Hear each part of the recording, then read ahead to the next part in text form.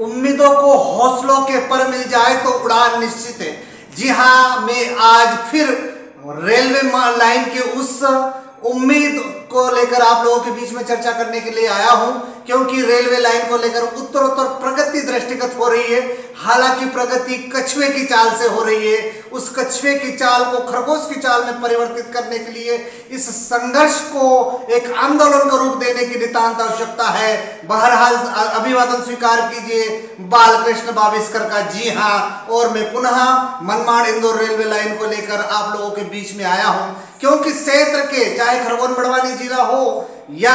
संपूर्ण लोकसभा क्षेत्र हो, इसको लेकर लंबे अरसे से मांग की जा रही है कि मनमाड़ इंदौर रेलवे लाइन का सपना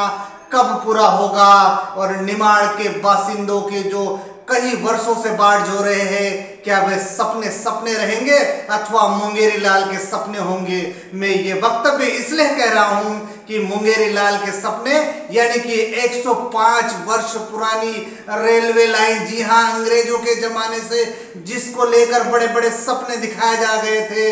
105 वर्षों से 2023 तक आज भी ये केवल सपने हैं। और सपने कब पूरा हो गए, इन्हीं उम्मीदों के मद्देनजर आज मुख्य नायक आप लोगों से बात करने के लिए आया है। और बात करने का मुख्य उद्देश्य आज का केवल यह है कि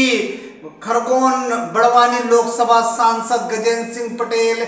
एक दल के साथ मिलने के लिए रेल मंत्री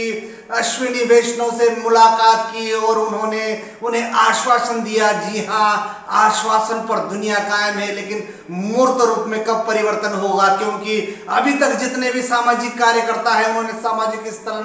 सामाजिक स्तर से इसको आगे बढ़ाने का काम किया है। वही राजनेताओं ने लोकसभा में अपनी बात मुखर करने का प्रयास किया है, चाहे वह राज्यसभा सांसद हो, लोकसभा सांसद हो, चाहे मध्य प्रदेश के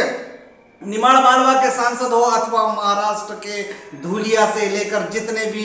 जो राजनेता है उन्होंने प्रयास किए हैं। किंतु क्या कारण है कि अभी तक ये प्रयास केवल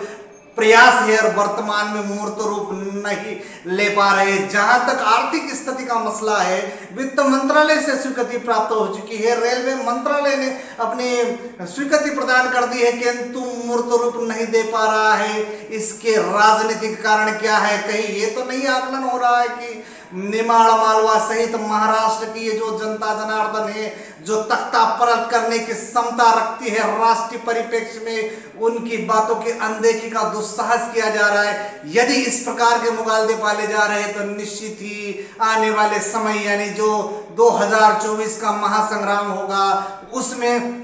विशेष करके नेता जो राज्य व्यवस्था को सर्वोपरि मानते हैं और इस व्यवस्था के माध्यम से अमूलचूल परिवर्तन करना चाहते हैं और यहाँ की उम्मीदों और यहाँ की हौसलों जिन लोगों ने बनाए रखे हैं उनको वे निश्चित ही रेल का उपहार देंगे। हालांकि 2014 से परिस्थितियां बदली है और परिस्थितियों की गारंटी और काम की गारंटी की भी गारंटी वर्तमान 2023 तक दी जा रही है। तो फिर देश के प्रधानमंत्री सम्मान्य नरेंद्र मोदी मनमाड़ इंदौर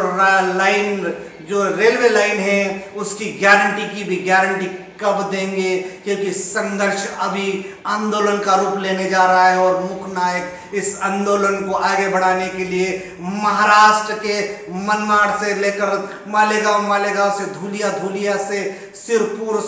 से सेंधवा से खलगाट से महोर इंदौर तक एक एक व्यक्ति का जन समर्थन प्राप्त करने का निश्चित रूप से सफलता हाथ लगेगी। बहरहाल इस देश के राज्यसभा लोकसभा के सांसद जिन्होंने भगीरथ प्रयत्न किया, किंतु क्या कारण है कि आज भी मनमाड़ इंदौर रेलवे लाइन नहीं मूर्त रूप दे पा रही है। इसलिए आज मुख्य नायक ये वादा करता है, इस क्षेत्र के जन से ये अपेक्षा करता है और सहयोग मांगता है कि आइए इस संघर्ष को एक आंदोलन का रूप दे। और निश्चित रूप से जब यह आंदोलन का रूप दे देगा तो हम इस देश में कई चमत्कार देख चुके हैं। तो चमत्कार सुनने के लिए, चमत्कार को समझने के लिए उसका एहसास समझने के लिए इस देश के राजनेता तैयार हो जाए, अन्यथा जनता जनार्दन